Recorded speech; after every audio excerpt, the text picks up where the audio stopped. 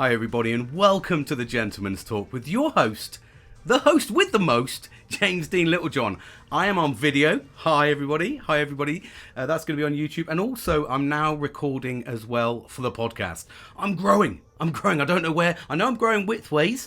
I know that much. That's through eating and drinking. There you go. I'm going to do a little introduction. So podcasters that have been with me from the start, this is almost 18, 19 months in, but you are going to be the first to see the video on YouTube. So I want to just introduce myself physically to you.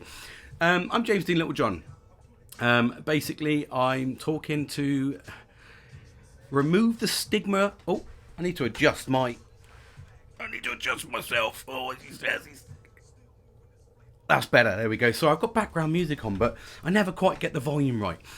I'm here to support mental health, to get the word out there about breaking the stigma behind men's mental health, get us talking, get us listening, and ultimately trying to reduce the amount of stigma that is behind men's mental health. It's devastating, and I've said this numerous times on my podcast. It's devastating the amount of suicides there are to men's mental health. That people aren't talking, and we still aren't talking. So what I'm here to do is to share my experiences. I'm somebody who's suffered from depression, anxiety, PTSD. I've been diagnosed with permanent PTSD, ADHD, and still being tested for other mental health conditions because I'm batshit crazy. What I'm trying to do is break that stigma and just basically try and get the word out there that it doesn't matter who you are, what your walk of life is. If we talk about things, a problem shared is a problem halved. Problemed half? That doesn't make sense. You're getting nervous on the camera, Jimmy boy. I'm not. Anyway, so I'm going to break in. So, yes, the normal rhetoric is I just talk about life experiences, just trying to raise awareness for men's mental health. I've been on the podcast, which has been on most platforms under the Gentleman's Talk for approximately 19 months. I started in January of last year.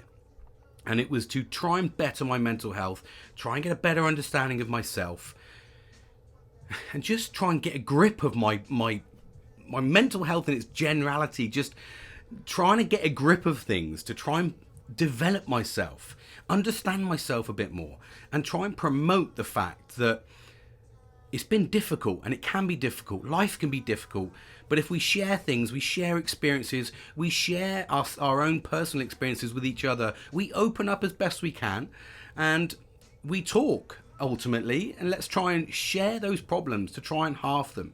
And the ultimate goal for me is to try and reduce the suicides. I know that's like a big ask. Jesus Christ, James, what are you trying to achieve here? Well, basically what I'm trying to achieve is I've been there. I've got the t-shirt, and I'm not talking about the one I'm wearing. I've been there, and I've attempted suicide 3 times. And I want to raise awareness that by talking up, it's not a sign of weakness. It is not a sign of weakness. So I've donned the beard. The beard has been brushed for the video, and welcome to the Clock and Balls. This is the Clock and Balls. This is where I do my podcast from. And as you can see now, if I can move across, it's going to go a bit quiet on the mic, but bear with me. If you move across on air, good vibes. Only good vibes in here, okay? There's only good vibes. I'm not fucking around. I'm not here to find out. I'm not fucking around, and I'm not trying to find out. I'm just here for good vibes. That's all I'm here for. Promoting positivity, removing the stigma, and less negativity. You'll hear a lot of things on this journey about my own friends, my own close personal experiences, and just basically how important it is to nurture the right things. I'm donning for my first ever video the Gentleman's Talk cup that was endorsed by a very good friend of mine, Billy Miller. It is Billy Miller approved. And I've got other cups that will be making an appearance throughout this journey on the video as we elevate, as we develop, as we evolve, and we try and get that awareness out there. Anyway, I've had loads to talk about. I've been away for 2 weeks. I'm off next week on holiday, as they say, but I'm not actually physically going anywhere on holiday. I'm just taking some time off work. And basically, I need to catch up. I need to catch up and keep the people going. And it's been a couple of weeks. I didn't attend my usual weekly reflection time. I didn't. Why didn't I? Because I had a build up to a birthday party. I had a birthday party on Friday. It was a fantastic occasion. I got all my closest friends together that I could manage, that could stay over and enjoy the experience, because we're all so disparate, we're all so difficult, and I talk my hands a lot, by the way, so you'll notice that on the videos, and not you podcasters listening, but yeah, so I organised a party, and what I've done is I've prioritised myself, I prioritised my mental health. By doing such, I was able to manage all expectations of me, and that's me because of my expectations on how I should achieve, and I managed to turn out a good party that was fun for everybody. At least that was the feedback. So whether every single person's lied to me, I don't know, but that's the feedback I got. Hopefully it was positive and truthful. We'll never really know, but it made me feel good anyway, so it's a win-win situation for me. I felt it went well, and everybody else fed back it went well. And so what I would have normally done in a situation like that, I'm not quite happy with that music level. I don't know why. I don't know. I'm knocking over shot glasses. I'm not doing shots. That's better. There we go. It's got to get it right. I can hear it on the ambience, on the headphones. So yeah. So basically, I'm here. Normally I've either got a gin in my hand, or a cup of tea. That's another thing you'll notice. British cup of teas all the time. Not a gin tonight because I'm still suffering from Friday. I still got the meat and beer sweats. So yeah, I had an occasion, and normally what I'd have done, just battled through. I'd have done everything I normally do, and I would have put myself to the point where I would have stressed so much I wouldn't have enjoyed the event. I wouldn't have enjoyed Friday, but I wanted to get it all prepared, get it all right, and enjoy it. So I've got so much to talk about, because for me, I think to summarise it as best as I can, to pick up where I left off on the podcast, knowing that I'm now going into the video, but it is available, so you can listen to other things. But just to show you what's nurtured from that is, I managed to prioritise everything correctly during the week. So I was managing to prioritise work when I needed to, prioritise home life when I needed to, and prioritise time to make the plans work and alleviate that pressure on me, which was so important to do, absolutely important to do. Normally I would have just done all of it, I'd have stressed out, I wouldn't have enjoyed the party, I would have tried to get drunk, I probably would have been a fucking nightmare, it would have just been catastrophic.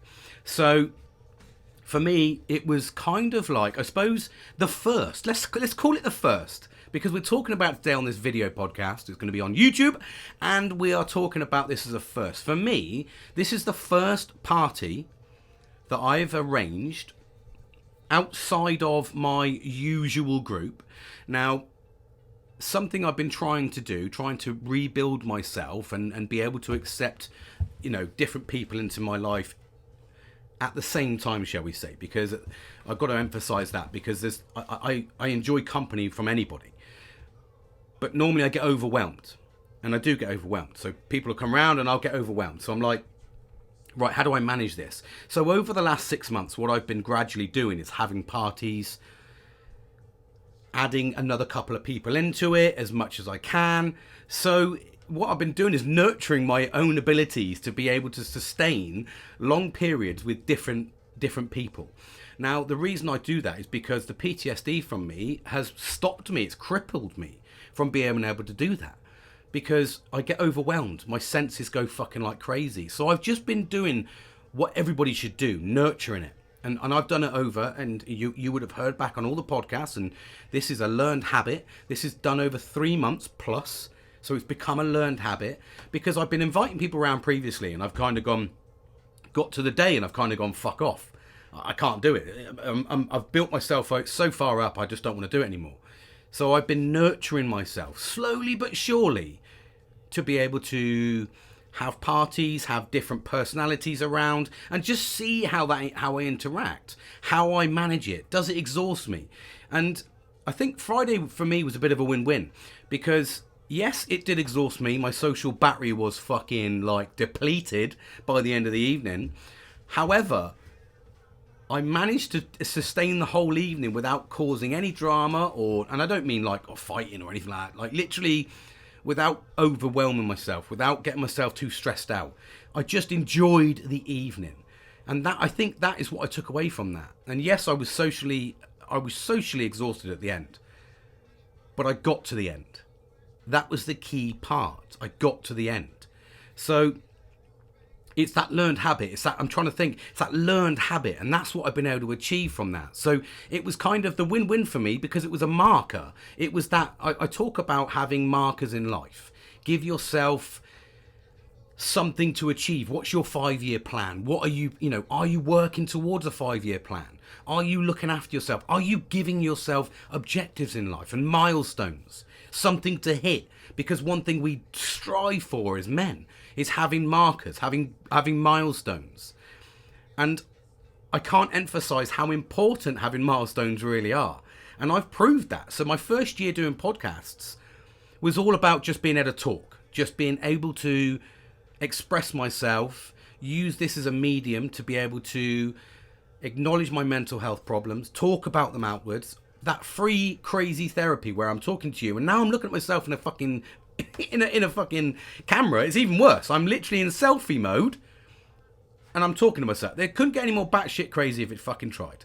However, it has nurtured me to the point now where I'm developing even more. It's leaps and bounds. Yes, I have good days. Yes, I have bad days. That's never going to go away. I can't help that. But what I can do is instill coping mechanisms, try things and see how I react with them and nurture them. And that's what I've been doing. So the first year of my podcast, and this is a good little review point actually, because the first year of my podcast, I was focused on being able to talk about my problems. And by talking publicly, it gave me something to hold on to, that maybe I was helping somebody else. Maybe someone was listening to me. And that's really important because through all of my depression and the reason I talk about men's mental health is because we don't talk. Could I sit and do what I've done for the last 18 months religiously every single week with somebody? Probably not. I don't think I could. I don't think many men can because on a weekly basis, I just blurt out shit. Not literally, but well, maybe. Depends on what your view is of the talk show, so to speak. But I focus on rehabilitation. I focus on my mind. I talk about the suicide attempts. I talk about things that I'm going through with just normal life. Because life, it can be a bit shit. If I'm brutally fucking honest. Doesn't matter where you sit. I'm lucky to be sat here, as you said, James, earlier, talking as the third person like a complete batshit crazy fucker. I'm in the Clock and Balls, and this is where it started. This is now a bar. This is my cabin, converted into a podcast studio, bar on a fucking weekend called the Clock and Balls, and I work here midweek because there's a computer to my left, but I can't show you because it will lose track, but I will eventually show you, or jump over to my Facebook and there's some pictures on there of the Clock and Balls. And this is where it's all started. It started with the mic that is on my video camera. In fact it didn't. It started on a $4.99 Amazon mic, basically. That's where it started. And it started originally actually on YouTube making videos, and I completely lost the will to live. People used my opening up against me, which was very difficult. I shut down for a bit and then I came back with a vengeance. Why? Because I could see the help it was giving me. I could see what it was doing for me to be able to talk about my issues. Now, irrelevant if I get feedback or not, I'm processing it. So it's a medium to be able to process my problems. Now, and I'm not talking like chucking, airing my dirty laundry, but I'm just talking about sometimes these are the things we face. Sometimes we face challenges that we don't expect.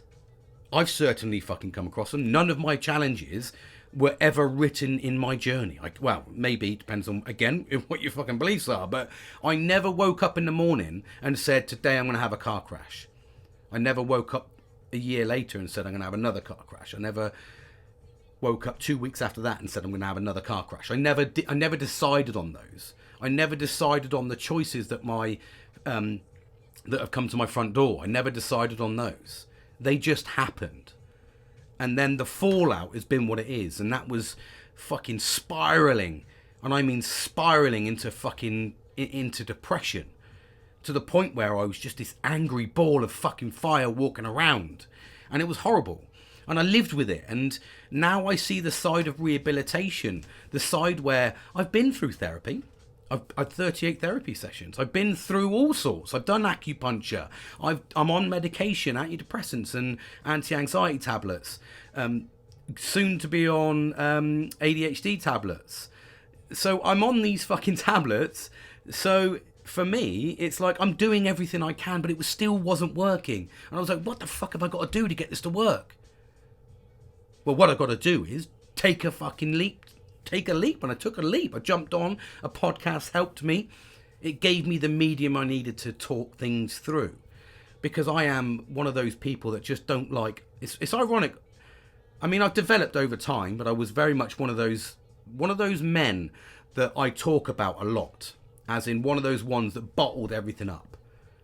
One of those ones that didn't know what to do, where to go, who was a friend, what was a friend, who was a loved one, who wasn't a loved one. I was one of those ones that just but didn't care. I don't fucking care about that. I don't know what's going on. I don't know who's a friend, but fuck it, we'll just roll with it. Just roll with the punches. And it got to the point where I was surrounded in negativity, a world of negativity. And then when I did everything I could to get through, I still could not get over that fucking crest of that hill. I was clawing up and I just kept slipping fucking back down. I was like, what's going on here, mate? And then I joined this. I did this medium.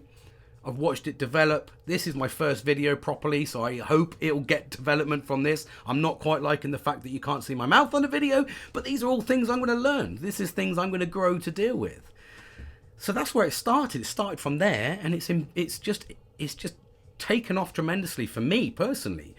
Irrelevant of what's going on around me, it's taken off personally for me because I enjoy the process and I want to raise awareness. And like I said, I've marked an occasion today. I've jumped on a video and I'm talking about the first party I've had, something I've nurtured over time, because I've acknowledged that I've organised people and people have wanted to come around my house and everything else. And I'm sat there going, oh, just checking something there, man. I'm just checking something there. It developed, and I was inviting people around, and they just weren't. I was just going quiet. I wanted everything to be perfect because I was worried. I was always making an excuse to cancel. So I was like, I need to develop this. How can you better yourself, James? You're almost 42. How can you develop this point? You've built a podcast, and you've got to the point where you can be open and honest, and you feel comfortable being open and honest with your challenges. And then at the same time, you've developed that into nurturing the right friends around you. I feel confident that I've got the right people around me now. I've pushed away that negativity. I feel confident with that. And that's come with time. And I'm developing into last week. I've tried up and down, tried to do fitness. I've tried to do this, and this. I found out that I hate fucking fitness now. But I like reflection walks. So I categorize walking as a reflection walk, and I utilize it in the right way. Let me take a sip. I can do this on video now with the gentleman's talk. You never know. I might even bring merch out. Oh, everyone's bringing merch out, James. But yeah, it's everything has been nurtured. Everything that the reason I'm here talking to you right now is because I've nurtured those things internally for myself. I've kept on the journey for myself. I haven't relied on feedback. I did at the start. I'm not going to lie to you. I relied heavily on feedback. Mainly because I knew my friends were listening, so I was hoping they would be open and honest with me.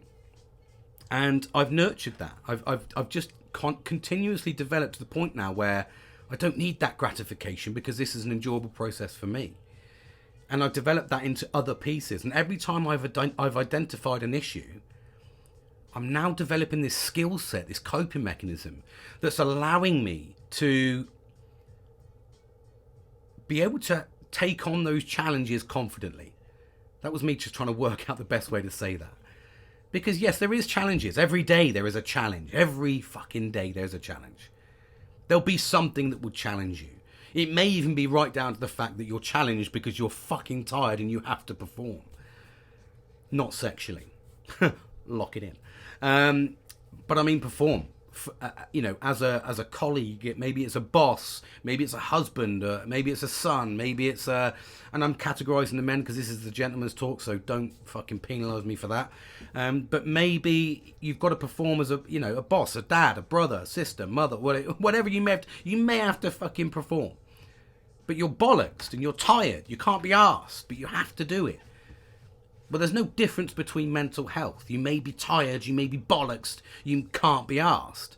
But if you do those things, you get out for that reflection walk. Watch yourself elevate. I've currently, so something to talk about. And I've always I try to always have a bit of positivity with mental health, because you can talk about it and it can absolutely lock you in. It's a turmoil subject, really, and there's a lot of negativity surrounding it. But I like to try and boost with a little bit of positivity. And this is very focused at the moment around positivity. And what I mean by that is I've got a friend of mine, you'll hear him, and you would have heard him, Nelly Nelster.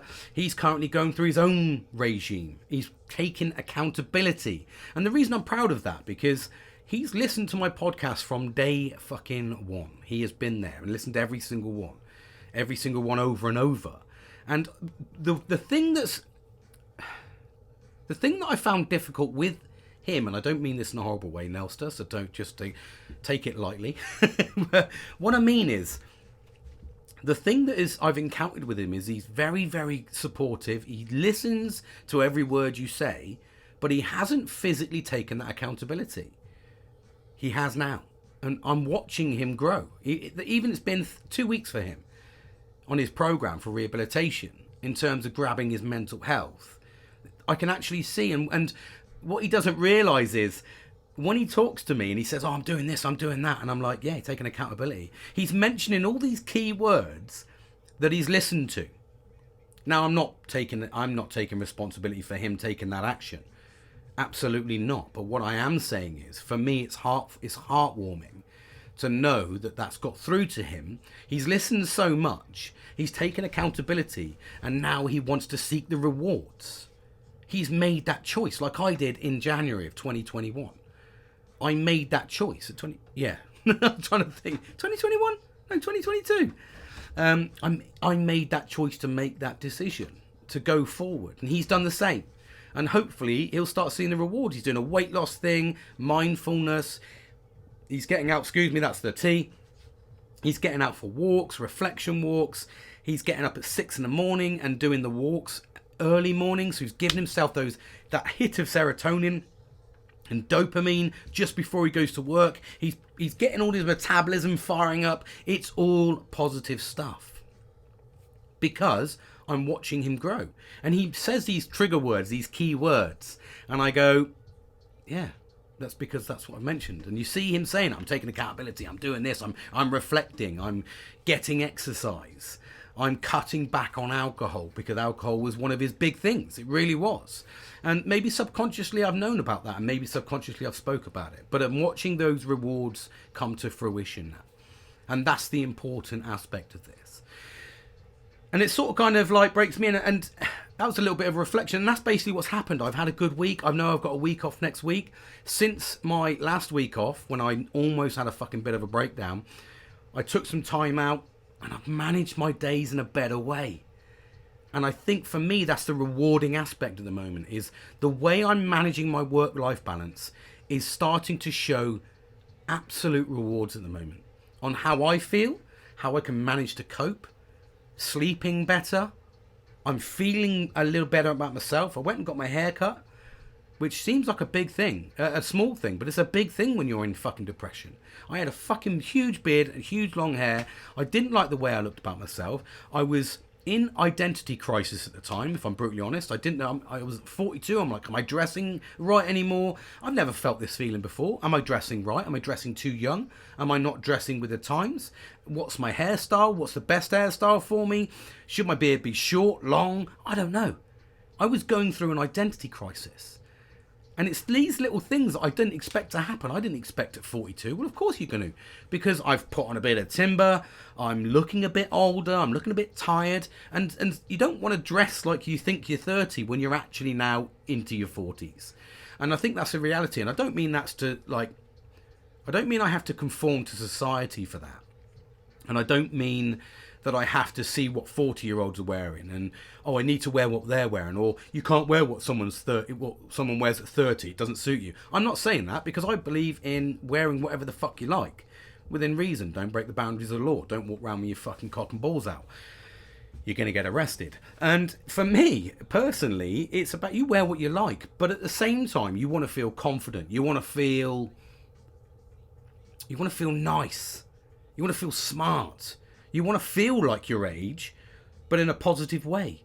So that isn't dressing hipster and fucking putting your hat on back to front. It isn't about that. What it is about dressing to your age, dressing appropriately to make you feel confident, to make you feel happy. And that's what I was feeling. I was walking around with, this is a relaxed t-shirt, but I was in a crossover of, trousers and shirt to, I still want to wear fucking like jogging bottoms, not jogging bottoms, I was wearing combat bottoms, I was wearing jeans with timber boots. They don't look half bad, but am I dressing appropriately? I didn't feel like I should be wearing that. I didn't feel it. I didn't feel comfortable in my own skin. So that was a new feeling for me. So that's what I'm saying. Every day it evolves. And what I've done is I've taken steps to rectify that. I've taken steps to manage it. And I've gone like, right, okay, well, I cut my hair back to short. And this is going to seem fucking crazy. Why is he talking about his hair? Well, because I wanted to feel good about myself. That was giving me the strength to carry on. Because I felt confident. I felt good in myself. I didn't want to walk around like a bag of shit. It's amazing. When you've got depression, you've got anxiety, you've got whatever mental health ailment you've got, you will be surprised how easy you let yourself go. That's a fucking fact. If you can look in the mirror right now and go, I look like fucking shit, it's because you've let yourself go. And that's the fucking truth of it. I looked at myself and I went, you've got a long beard, it's fucking wispy as hell, your fucking hair's long but it's spoofing out the sides. I've got a big head, you need to accept you've got a big head, James, so don't wear poofy haircuts, get them fucking cut right. You know you like it short back and sides with a little bit of length on top. A bit like my ball bag. So, for me, personally, that was the point where I needed to just check. I was like, I was going to grow my hair and I was like, no, I need to visualize this one more time. And I felt good. But if you can look in the mirror right now and go, I look like fucking shit, you stop taking care of yourself, which is a sign you're stressed. Because a happy man will look after themselves. And that's a genuine fact. So for me personally, that was like an eye-opener. That was like I needed to address. I needed to look at my style. I needed to look at how I was dressing, what I was dressing, even right down to my glasses. My glasses appropriate. It's batshit crazy, but these are the things you must do. Anyway, what I normally do is give you a breakdown, and I'm going to break into my topic today, which is, and let's lead it out with the head title here. Mental health can be anything and everything. What does he mean by that? Never do that again, James, by the way. Just that's an inside voice talking to myself, just to say don't do that stupid voice again. Anything and everything. Mental health is a bit of a bastard, as we all know. And I think that's across the board from everybody. And I will never take away from the fact that women, they suffer from mental health just as much. I only know that the suicide rate is less for women because they talk more. That's the be all and end all of it. And you heard on one of my podcasts the other day that one of my friends lost his friend. And did that person talk about it? Probably not. Probably not. And even this weekend, one of the things that came out this weekend at the party was I spoke to my brother. And I could see he was in pain. And he hasn't spoken. He hasn't had the confidence to talk. And I can see he's got a long way to go to still talk. But it pained me to see that in him. It pained me to see my brother not be able to open up and talk about things. Because he still inherently stores that societal expectation that men will just bottle it up and get on. And the reason I talk about this is things like grievance, death. I know mates of mine that have lost family friends, family members, mums, dads, brothers, sisters. They've lost family members and they've just got on with it and they don't shed a tear. It's by not talking about those things and bottling them up is the problem. That's when we get into our fucking downward spiral, because we don't talk about things. And mental health comes in any forms, in any way, through any medium. And what do I mean by that? What I mean is, it depends. It doesn't choose when to strike. I remember there was no build-up. It was just a case of, I remember being sat in front of my therapist for the first time in 4 years. I'd sat down and went, I'm not right. There's something going on up here. And they were like, I remember sitting down for 3 hours. I had a 3-hour appointment with this lady. And she spoke about absolutely everything. She spoke about sex life. She spoke about relationships. She spoke about work, children, the fucking lot. And I never stopped crying for that 3 hours. Because it was the reality of her pulling that data from my fucking bonds. We'll say data, because AI is on its fucking way around. Might as well get used to it. Snippet there. But for me, that 3-hour conversation unlocked a world of pain. Even she said, mate, you've got fucking PTSD and depression. That was my first diagnosis. But that took 4 fucking years. And even then, I only said I've got a problem because I said I've got a problem. I could have just bottled that up and just carried on with my angry self, walking around like a ball of anger. So how do we manage that? Society still expects men to just bottle shit up and get on with it. We then, even if society doesn't expect that, which actually, talking about that and just saying out loud, I don't think society does expect that anymore. But we've still got it instilled in our brains that that's how we need to react. We haven't broken that chain yet. We haven't broken the chain formally to say men need to talk. We still say, no, just fucking bottle up, mate, move on, get on with it. That'd be right. It is what it is. You know, we still say those things. We still say man up, pick yourself up. Oh, you'll be all right, buddy. You cool? Thumbs up. We still do all that shit. We've still got a fucking thumbs up. But why? That's the question I ask myself. Why? Because society, I don't think, expects that. There's a small minority of women, I suppose, or, you know, and I say women, hold your horses, not in a negative sense, but it is going to sound negative. But there is a small percentage of women out there that expect men to be like that. There is. They want a hard man that doesn't show emotion. There is an expectation of that. And I suppose that traditionally, it's people that want that are the ones that, you know, they see that on the billboards. There's still a societal expectation that men have to be slim. We accept nowadays that women can be whatever they want. They can just literally crack on, do what the fuck you like. You know, you do what you want to do. If you want to be fucking big and chunky, you crack on. You're beautiful. And if they want to be slim, they're slim. Oh, girl, you're fucking beautiful. Everybody's fucking beautiful. But if you're a man, you still have to have rock hard abs. You still have to have muscles. You still have to go to the gym. You still have to be financially stable. You still have to be mentally stable. You still have to be emotionally stable. You can't have a slip. There's still an element of expectation. Men are still expected to fucking repair the car. Never done, you know, there's men out there that never done mechanics in their life. Get it sorted. And if it isn't get it sorted, pay for it to get it fucking sorted. There's still that expectation. There's still an expectation for men to pay for meals in some relationships. Society is displaying the characteristics of allowing men to talk openly. But there is still a fundamental ground aspect that women don't want that. They say talk about their talk about your problems. Yeah, I want to hear your fucking problems. No, we don't. I've got my own problems, is what women say. I've got my own shit, man. I don't want to deal with your bollocks. And probably because they don't want to. It's just like men don't want to deal with the bollocks as well because they've got their own issues. But do you know what? With a key factor on both of those, if those two people or those two genders spoke to each other, it might help if you were in a relationship. Because you would talk. And that's, you know, whatever. The video there, I don't know what I was fucking doing there. Pointing fingers. But if those two people spoke, that would help. But what do women do? And I say this, and the reason I'm saying this again is because what do women do that's right? They talk about their problems. They open up. They air their grievances. I'm going to tell you a story, actually.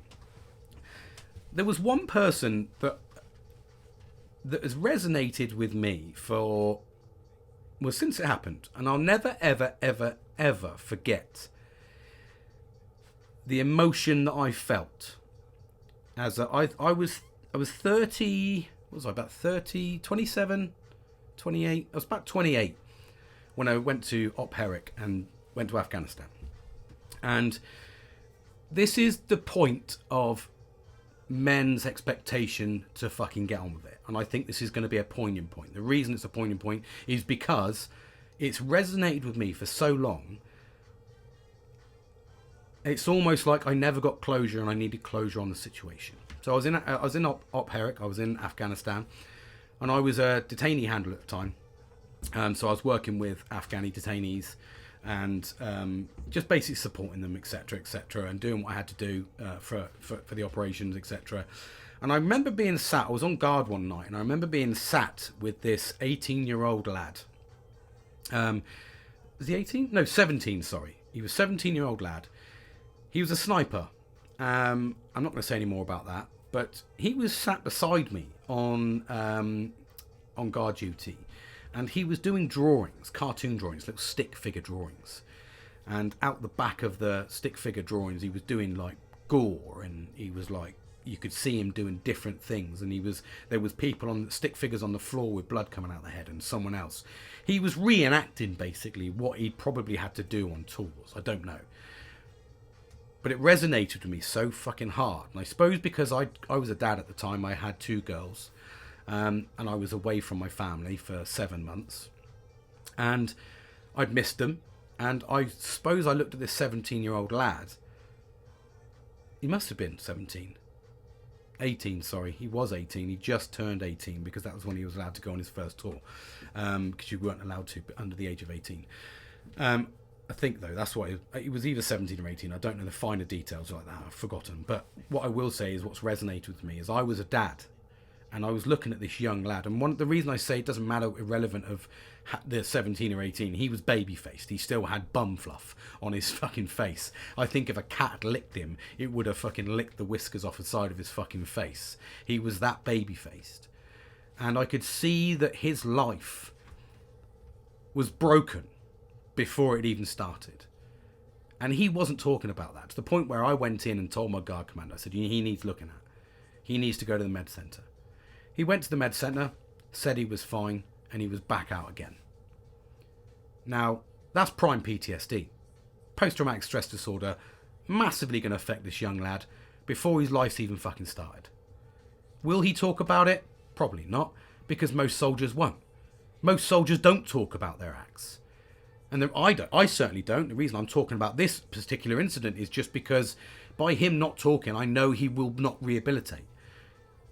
It will probably end up in a negative way for him because he'll get back. He may have got back to, I don't know. That's what I mean. I never got the closure point. I just got the reality of this young lad drawing fairly gory cartoons with blown out the back of the head and all sorts of stuff. And it was like a cartoon scene of a war. So for me, it resonated that this young lad had his life ahead of him, to the point where it affected me, because I was like, I don't know what that lad's ever done. I don't know whether he moved on. There's been absolutely no closure.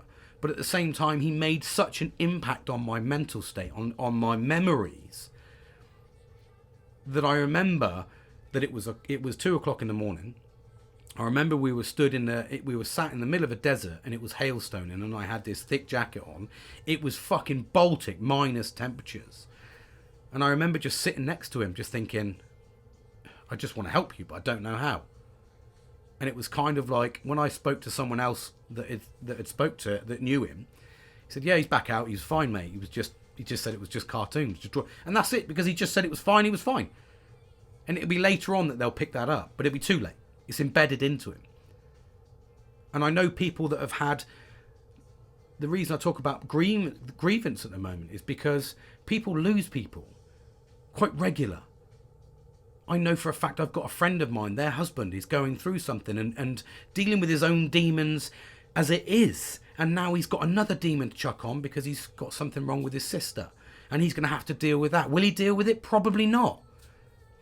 He's already dealing with PTSD as it is. and we're chucking more shit onto him. It's the same as me. I had permanent PTSD, and I still get loaded with stuff, and that just exaggerates. If you're carrying around a weight with you all the time, a standard weight, what do you think's going to happen if you keep adding to it? It's going to weigh you down. It's going to spiral out of control. If you don't let go of certain things, or talk about things, or seal certain things, it just gets worse. And that's what we have a fucking problem with doing as men, is we just keep fucking going. I saw it on Friday when my brother came over. I could see he's just still going, and he's not doing what makes him happy, and that fucking annoys me. And it really does frustrate me. I know stories about my dad that have upset me because he never sought the help that he should have done. Because we don't. We see it as a sign of weakness still. It's not a sign of weakness. Not if you do things properly. Well, I don't think it's a sign of weakness at all, actually. But if you do things properly, you can manage it properly. And that's what I say about nurturing, having the right people around you to be there for you, to look after you. I was sitting there drinking at 4 o'clock on my own at my party. Everyone had gone to bed. They were all drunk, and I took it as a quiet time. And I was sat there, and I started churning stuff over. Now, normally I would have sat there and I'd have just gone over and over, and it would either made me really upset or it would have made me fucking angry. Do you know what I did? I said, fucking go to sleep, James. Pint of water, couple of paracetamols, went to fucking bed. Why? Because I don't want to let the thoughts win. I don't want to let those things win. I've got a journey to go on. I've given myself that goal. I was talking about milestones at the start of the podcast. They're so important because they've given me the focus I need to develop even further.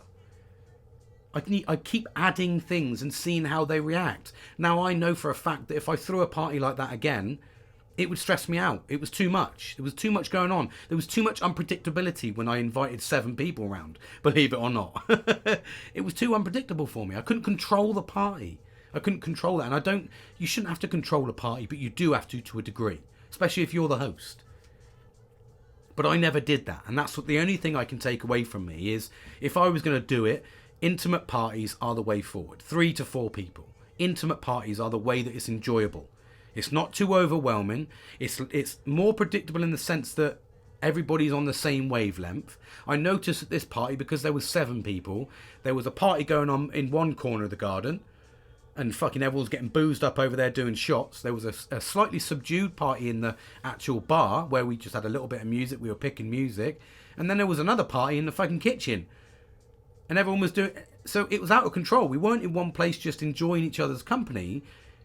We had pockets of enjoyment, and those pockets of enjoyment, one pocket got too drunk, and they ended up being out of control.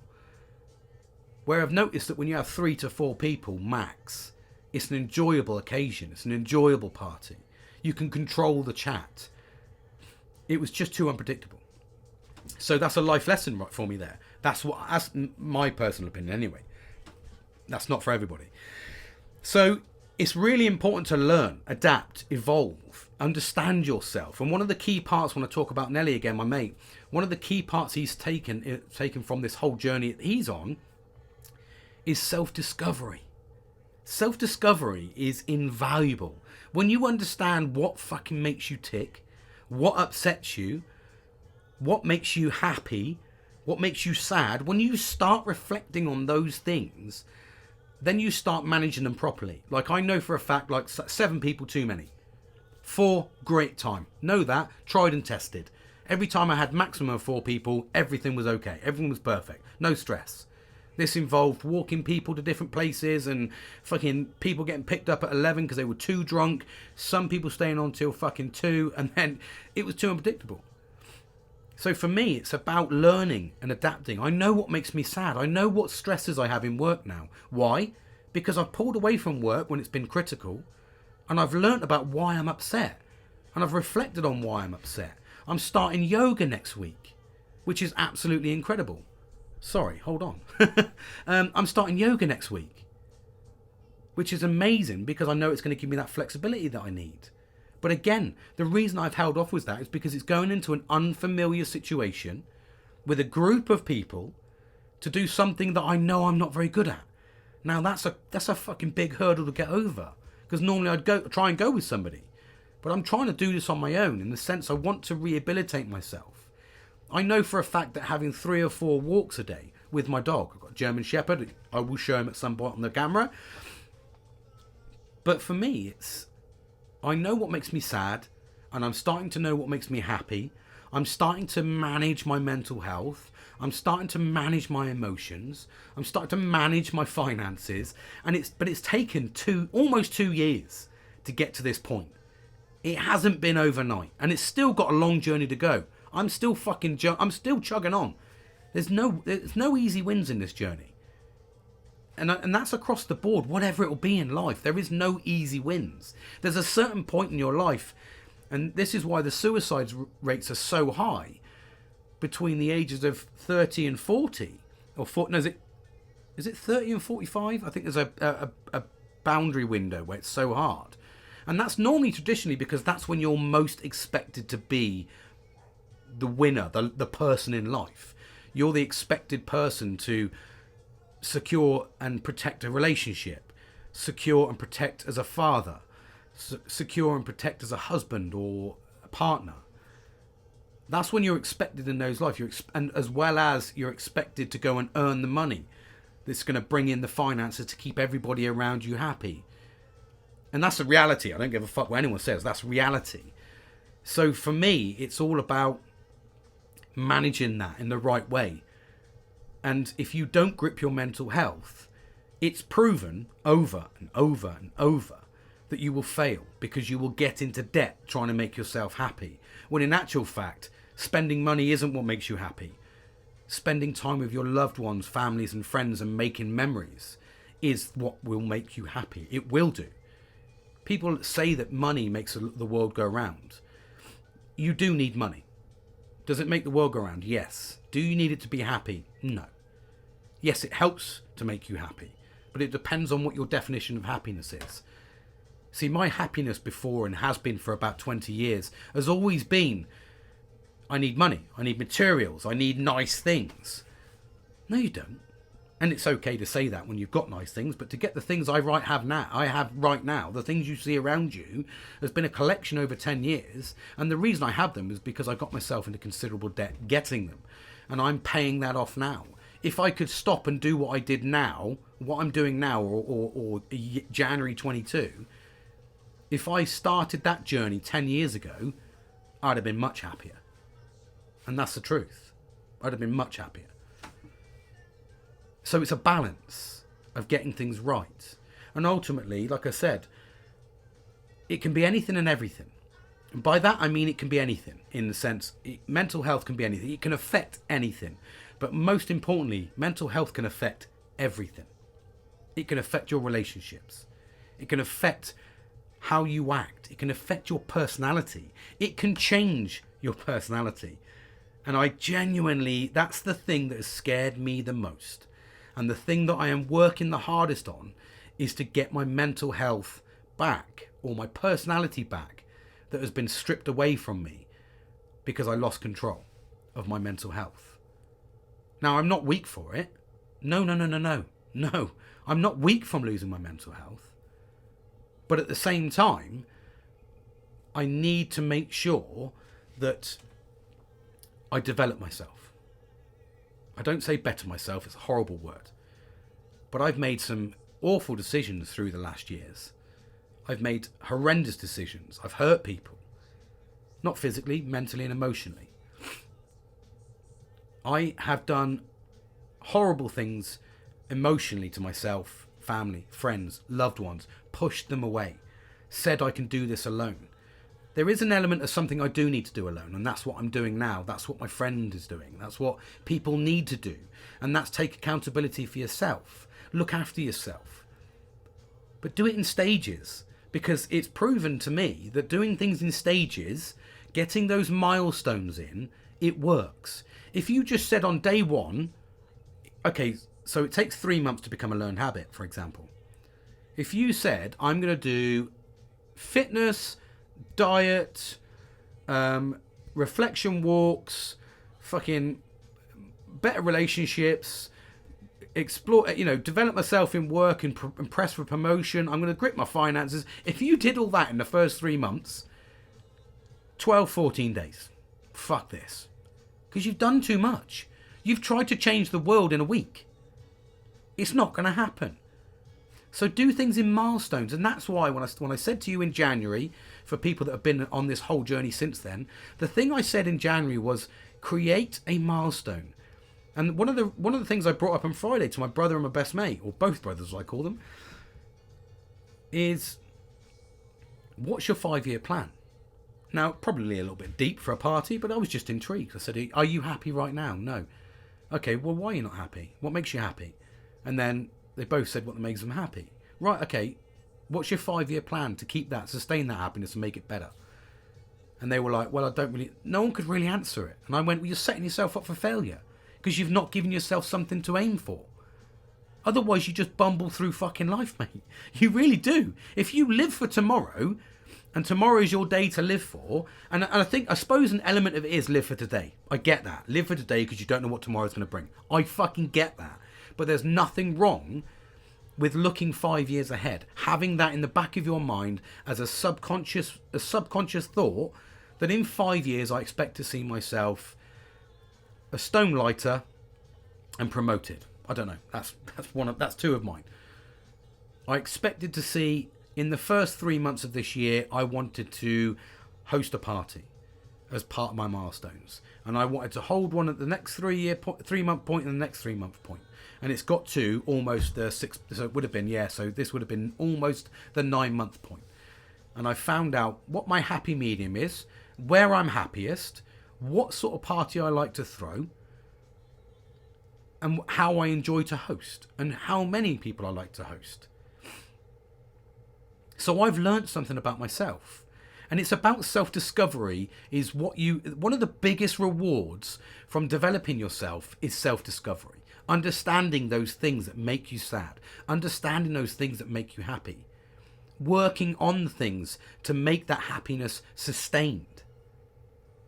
It's really, really important. But so many people just forget. And then they wonder why. Why am I so sad? Why am I having such a shit time? One of my friends came round on Friday actually. And I'm gonna mention this. I've got a bit of a cold, sorry.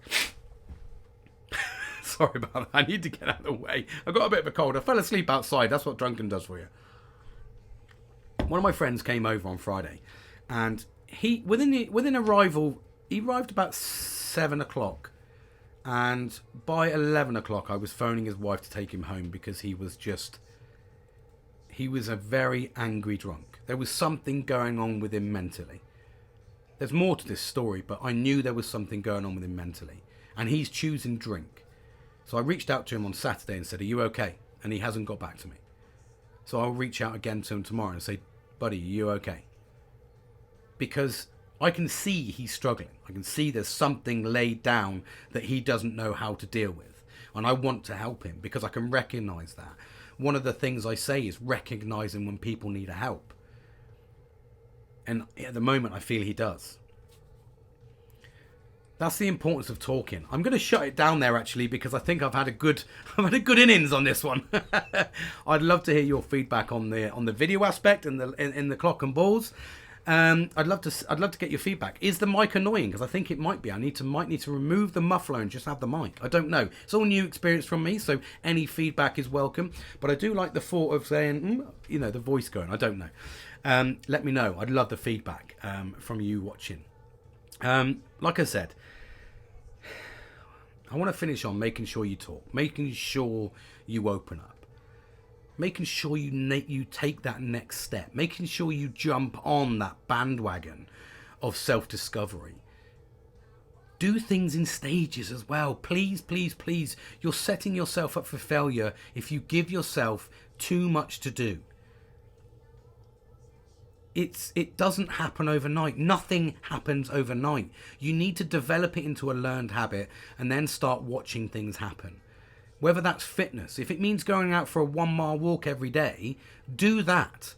Don't slice your fucking feet off and cut your nose off to spite your own face and all that bollock jazz fucking sentences by saying, I'm going to do a diet as well, I'm going to fucking do this. Don't try and do too much. Make those bite-sized chunks to make it an enjoyable process. That's the important part. Make it enjoyable. That's what I'm learning, is to take each stage.